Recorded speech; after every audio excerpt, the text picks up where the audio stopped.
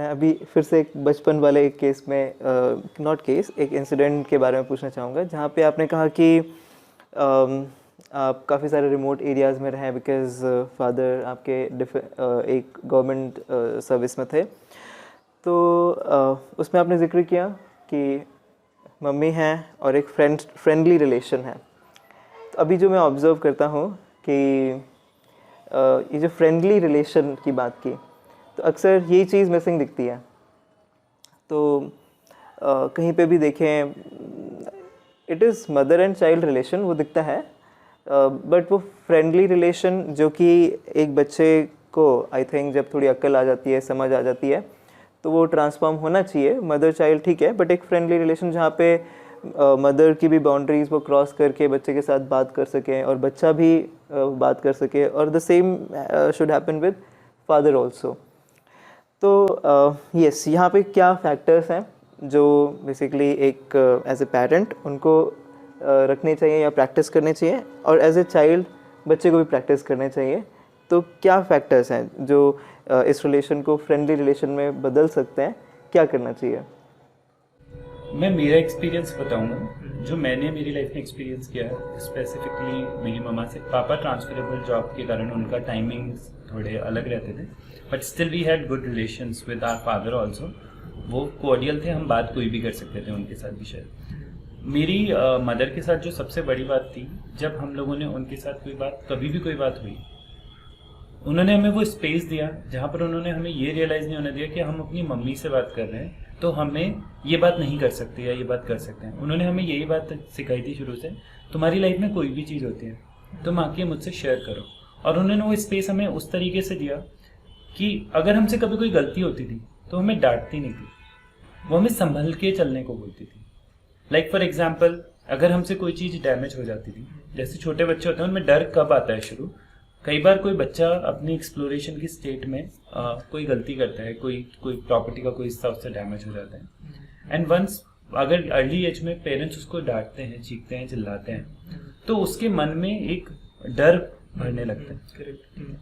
जो मैंने देखा मेरी मदर के साथ में, वो हमें चीज़ें ला के देती थी, कोई भी चीज़ वो हमारे साथ खेलती थी, वो हमारे साथ शेयर करती थी अपनी दिल की बात भी, तो वो हमें प्रमोट करती थी इस चीज़ को कि हम अपने दिल में कोई बात रखें नहीं और वो बात उनके साथ शेयर कर पाएँ।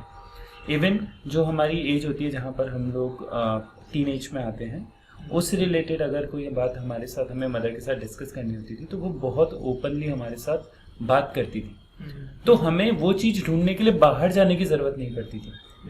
हमें ये ढूंढने के लिए ज़रूरत नहीं होती थी किसी भी जाने के लिए कि यार आज मेरे दिल में कोई बात चल रही है तो मैं ये अपने मम्मी से नहीं कर सकता या मैं अपने पापा से नहीं कर सकता। वो स्पेस उन्होंने हमें हमेशा दिया कि हम उनसे जाके बात कर सकते हैं, हम दिल खोल के उनसे बात कर सकते हैं। अगर कोई चीज़ ऐसी भी है जो कि हमारे समाज में हमें ये बोला जाता है कि नहीं यार आप ये बात नहीं करते, या वो एक बाउंड्री लगाते हैं, मम्मी ने हमारे साथ कोई बाउंड्री नहीं रखी। मम्मी ने यही हमें सिखाया कि तुम हमसे आके बात कर सकते हो। If any transformation which is happening in our life, हमें बहुत इजीली, हमें ये कंफर्ट रहता था कि हम जाके अपनी मदर के साथ वो चीज़ शेयर कर सकते थे, तो वो शेयर करने पे हमको जज नहीं करती थी।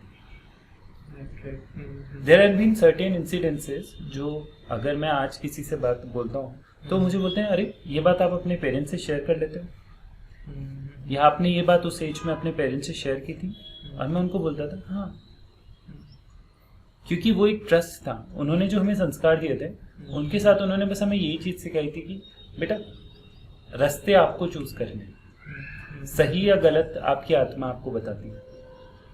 आपको आपकी आत्मा से आवाज़ आएगी कि आप क्या सही कदम ले रहे हो या नहीं ले रहे हो। हमेशा अपनी आत्मा की आवाज़ को सुनो।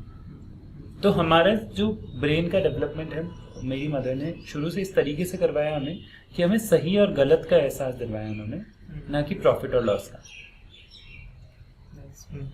तो जब हम प्रॉफिट लॉस की जर्नी से अलग हटके सही और गलत को देखना शुरू करते हैं, आत्मा की आवाज़ को सुनना शुरू करते हैं, तो हमें डर नहीं रहता। और शायद वो एक स्पेस उन्होंने हमेशा हमें दिया कि हम अपनी आत्मा को सुन के उसकी तरफ कदम बढ़ा सकें। तो यहीं पे मैं सॉरी इंटरप्ट करना, सवाल पूछ लूँगा। अब जैसे आत्मा की आवाज़ एक ये टॉपिक निकला, तो बड़ा ही आज बहुत ही रैशनल अप्रोच के साथ में सभी बेसिकली चलते हैं, कुछ मानते हैं कुछ नहीं मानते हैं। तो चलिए मानना ना मानने वाले टॉपिक पे बाद में आएंगे। चलिए जो मानते हैं उनके लिए तो आत्मा की आवाज़ कैसे डिफ़ाइन करेंगे, कैसे बेसिकली जैसे आपने कहा हाँ अंदर से वो अंतरात्मा की एक आवाज़ आती है, या फिर विजडम की भी बात करते हैं हम, तो how basically somebody should able to realise this कि भाई ये वाली आवाज़ आत्मा की है और ये वाली आत्मा की नहीं है, because this is something lot of youth actually thinks about it, sometimes questions about it. कैसे सही और गलत चूज़ कैसे करें? देखिए क्योंकि जर्नी स्पिरिचुअल साइड में भी बढ़ी है आगे, तो एक चीज़ हर इंसान जब इस दुनिया में आता है तो यूनिवर्सल लॉज के साथ आता है, वो बाउंड होता है यूनिवर्सल लॉज के साथ। और हम जितने भी आज हम मंदिर जाते हैं या फिर किसी भी स्थिति में या किसी भी प्लेस में हम जाते हैं शांति की प्राप्ति के लिए या फिर प्रेयर के लिए, तो सभी जगह पे यूनिवर्सल लॉज मेंशन्ड है। जब आप यूनिवर्सल लॉ के साथ चलते हुए काम करते हैं तो कोई अंदर से कचोटता नहीं है आपको। इवन बहुत सिंपल से मैं आपको एग्जांपल देता हूँ कि जब भी हम कोई गलत काम कर रहे होते हैं, हमारा शरीर हमें सबसे पहले उसका इंडिकेशन देता है कि हम कुछ गलत काम कर रहे हैं। जैसे कि कोई इंसान अगर झूठ भी बोलता है तो झूठ के साथ उसकी है ना गले में से अटकन आती है एक बार। अब अगर किसी इंसान ने अपने कॉन्शियसनेस को बहुत ही ज़्यादा डिग्रेड कर दिया तो उसे एहसास भी नहीं होगा कि वो गलत रास्ते पे चल रहा है। बट अगर उसकी कॉन्शियसनेस में थोड़ा सा भी अवेकिंग है या थोड़ी सी भी अवेकन है तो उसको पता रहेगा, वो अपने शरीर में होने वाले छोटे छोटे से सटल वेरिएशंस को पहचान सकेगा।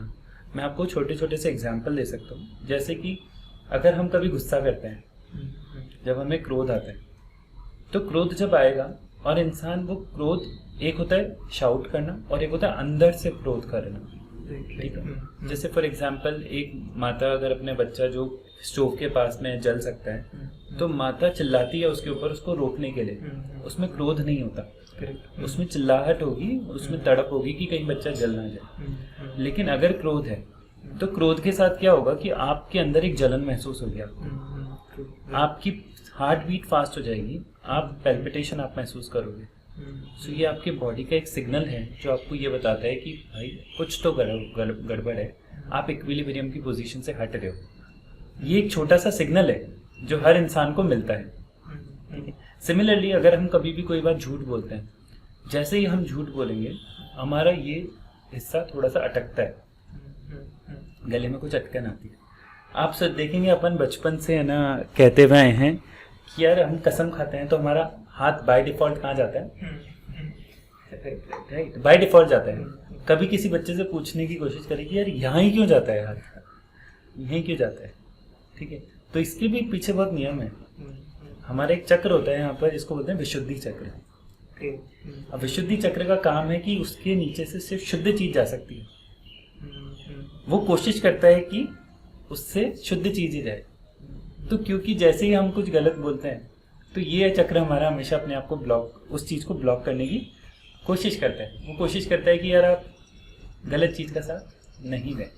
ऐसे बहुत सारे सटल सिम्टम्स होते हैं जो हर इंसान के पास आते हैं।